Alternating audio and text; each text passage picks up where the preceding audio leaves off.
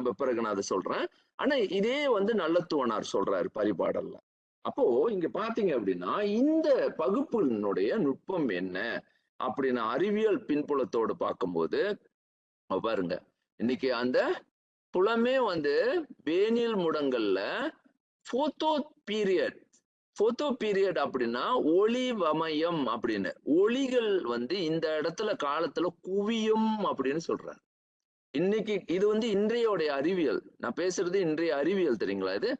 இந்த அறிவியல்ல ஒளி குவியும், ஒளி குவிந்து அது வந்து உச்சத்துக்கு போகும். அதனாலதான் சூடு இங்க இருக்கு, சம்மர் சால்ஸ்டிஸ். அது பெரும்பாலும் சொல்லலாம், இது உணர முடியுது. இதுல என்ன ஒரு நுட்பம் இருக்கு, மிகப்பெரிய நுட்பம் இருக்கு. அதை 3 பகுதிகளாக பிரிக்கிறாங்க பாருங்க. இந்த கட்டத்துல 12 கட்டங்கள்ல இந்த 2 பகுதிகள் ஒரு துலா கன்னி மீனம் பீசஸ் ஏரிஸும் இது ரெண்டையும் பிரிச்சு இதுல அப்படியே ஒரு ஒரு செக்கல், இது ஒரு பகுதி இது ஒரு பகுதி, 3 பகுதிகளாக முதல்ல ஒளி, அதாவது எப்படி வந்து ஒரு சூரியனுடைய ஒளி பூமிக்கு அந்த சேர்வு நிலையை அவங்க ஆய்வு செய்யறாரு. இந்த ஆய்வு வந்து திருமூலர் ரொம்ப ஆழமா செய்வாரு. இது வரைக்கும் பாத்தீங்கன்னா இந்த ஆழத்துக்கு இது வரைக்கும் எனக்கு தெரிந்து இன்னும் ஆங்கிலேயர்கள் கூட வந்து அவங்களோட அறிவியல் இன்னும் கொண்டு போகல. இன்னும் பார்க்க போறோம் இது எப்படின்னு. ஆனா இதை முதல்ல செஞ்சிருக்காங்க, பிரிச்சிருக்காங்க இந்த 3. இதுக்கு பிறகு இது எவ்வளவு நுட்பமா கொண்டு போறாருன்னு நீங்க பாருங்க. அப்ப இதை வந்து இப்படி பிரிச்சிருக்காரு 3 நிலை. இது வந்து சூரியனுடைய அந்த ஒளிநிலை எங்கே தாக்கப்படுகின்றது, எவ்வளவு தாக்கம் பூமிக்கு ஏற்படுகின்றது அப்படின்றத வீதிகளாக பிரித்தார்கள். இது திருமூலர் ஆஸ்ட்ரோ சயின்ஸ் பாருங்க. அப்போ 3 பிரிச்சுட்டாங்க. சரி, இதனுடைய இதுல வந்து இந்த பகுதியிலிருந்து நான் ஒரு சில விஷயங்களுக்கு போறேன். ஏன்னா இதுக்கு எனக்கு என்னன்னா ஒரு சின்ன பதிவு நான் உங்களுக்கு செய்யறேன்.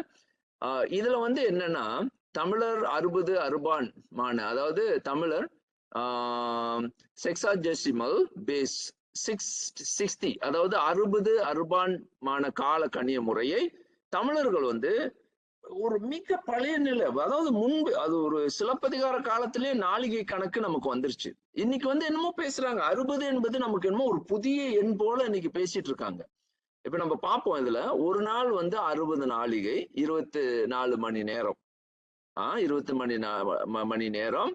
அந்த ஒரு நாள் வந்து 60 நாளிகை, அது வந்து 24 டே, இது 24 ஹவர்ஸ்.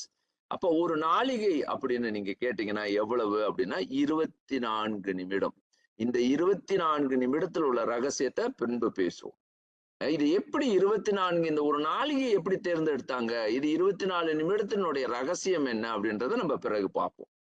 சரி, இப்ப இதுல வந்து என்னன்னா பாருங்க, அப்போ என்ன பயன்படுத்தியிருக்காங்கன்னா குறுநீர் கண்ணல் அப்படின்ற ஒரு இது வந்து ஒரு சயின்டிபிக் டெக்னாலஜி தான். இது வந்து பாத்தீங்கன்னா சங்க காலத்திலேயே வந்து குறுநீர் கண்ணல் நாளிகை வட்டில் கடிகை செஞ்சிருக்காங்க. ஒரு வட்டில் கடிகை இருந்திருக்கு, கடிகாரமே செஞ்சிருக்காங்க அந்த காலத்துல. தண்ணீரை ஊத்தி இது வந்து நாளிகை கணக்கு இதுல அப்படி செஞ்சிடலாம் அப்படின்ற ஒரு முறையே அவங்க செய்து வைத்திருந்திருக்காங்க. அப்போ இதுல வந்து நாளிகை கணக்கர்னு இருந்திருக்காங்க. நாளிகை எப்படி கணக்கு பண்றது அப்படின்றத அந்த கணக்கு செய்யற அந்த மேத்தமேட்டிக்ஸ் செய்யறதுக்கான ஒரு மேத்தமேட்டிஷியனே இருந்திருக்கிறாங்க. நாளிகை இசைப்பு அதை வைத்து என்ன இசை நிலைக்கு கொண்டு போக முடியும் அப்படின்ற மியூசிக்ஸ் நுட்பத்தை வந்து நாளிகையில செஞ்சது. இதை பத்தி தான் என்னுடைய நூல்ல நான் எழுத முயற்சி பண்ணேன். ரொம்ப ஆழம், மிக மிக ஆழம்.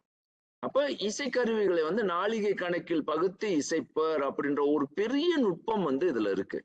இது எப்படி நாளிகை கணக்கு வைத்து நம்மளால செய்ய முடியும் அப்படின்னு. அப்போ வந்திடும் ஆகாச ஆறது, இதப்ப இது வரும் அடுத்தது. நான் சொல்ல வேண்டிய பாடத்திலே இதுதான் ரொம்ப முக்கியமான பாடம். ஏன் இந்த பாடத்தை நான் இதுல இணைச்சிருக்கேன் அப்படின்றத முதல்ல பிறகு நான் இது சொல்ல உங்களுக்கு புரிஞ்சிடும். அதாவது இது கொஞ்சம் சொல்லும் போது இதெல்லாம் என்ன சார் என்னமோ ஒரு ரொம்ப புதுசா இருக்கு அப்படின்னு, இது ரொம்ப ஆழமா போக கூடாதுன்னு நினைச்சேன். கொஞ்சம் சொல்லிட்டா நல்லா இருக்குமே அப்படின்னு தோணுது. ஏன்னா இவ்வளவு ஆழம் வந்து தமிழர்களிடையே இருக்கு அப்படின்றது நமக்கு தெரியாமலே போயிருமோ அப்படின்ற ஒரு கேள்வி எனக்கு மனதுல இருந்துகிட்டே இருக்கும். அப்ப அதை முதல்ல தெரிந்து கொள்ளுங்க. சாவமான ஆண்டு அப்படின்ற ஒரு ஆண்டு முறையை வந்து திருமூலர் அறிமுகப்படுத்துறாரு. சாவமான ஆண்டு அப்படின்றது எப்படி ஒரு நாள் கணியம் செய்யறது. இந்த நாள் கணியத்துக்கு பேரு சாவமான ப்ரெடிக்ஷன், த ப்ரெடிக்ஷன் ஆஃப் டே எப்படி வருது, ஒரு நாள் கணியம் செய்வதற்கு சாவமான ஆண்டு எப்படி வந்து உதவுது அப்படின்றத பாக்குறோம்.